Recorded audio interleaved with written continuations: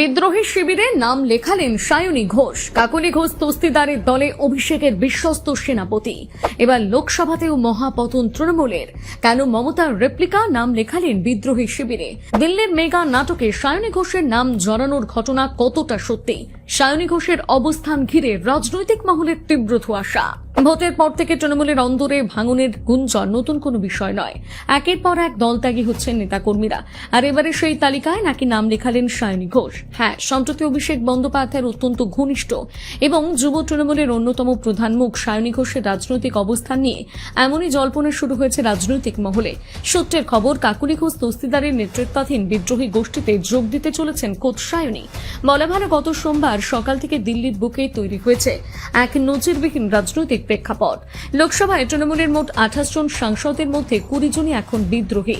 এই বিক্ষুব্ধ গোষ্ঠী ইতিমধ্যে বিজেপি নেতা ভূপেন্দ্র যাদবের সঙ্গে দীর্ঘ বৈঠক সেরেছেন এবং লোকসভার স্পিকার ওম বিড়লাকে চিঠি দিয়ে এনডিএতে যোগ দেওয়ার ইচ্ছে প্রকাশ করেছেন।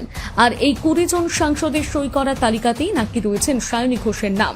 এদিকে তৃণমূলের এই নেত্রীর এহেন সম্ভাব্য পদক্ষেপ তৃণমূলের জন্য এক বিরাট ধাক্কা হয়ে উঠতে চলেছে বলে মনে করছে রাজনৈতিক মহল। কারণ সাদা শাড়িতে যিনি নিজেকে মমতা বন্দ্যোপাধ্যায়ের অনুগামী হিসেবে তুলে ধরেছিলেন, অভিষেক বন্দ্যোপাধ্যায়ের বিশ্বস্ত সেনাপতি হিসেবে যিনি যুব সাংগঠনিক দায়িত্ব সামলেছেন, সেই সায়নীর নাম বিদ্রোহী তালিকায় আসায় চরম অস্বস্তিতে ঘাসফুল শিবির।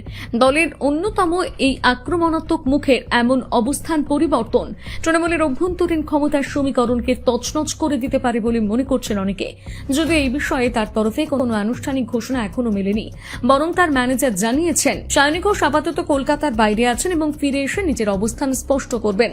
প্রসঙ্গত, দলের এই চরম বিপর্যয়ের মুখে দাঁড়িয়ে বিক্ষুব্ধ সাংসদদের বিশ্বাসঘাতক বলে দাগিয়ে দিয়েছেন কল্যাণ বন্দ্যোপাধ্যায়ের মতন বর্ষিয়ান তৃণমূল নেতারা। তৃণমূলের অন্দরে এখন চরম অস্বস্তি। সেই সঙ্গে এও প্রশ্ন উঠছে যে বিধানসভার পর এবার লোকসভায় সংসদীয় দলও কি হাতছাড়া হতে চলেছে তৃণমূলের? শেষ পর্যন্ত কি সিদ্ধান্ত নেবেন সায়নী ঘোষ? সবটাই এখন কেবল সময়ের অপেক্ষা।